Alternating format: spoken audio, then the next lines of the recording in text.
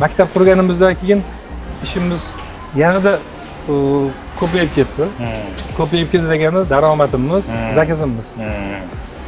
1-sentyabrdan buyog'iga biz sentyabr, oktyabr, noyabr, dekabr 3 oy, 4 oyga oldindan zakaz oldik. Qo'lim yetishmayapti hozir ishchilarimiz.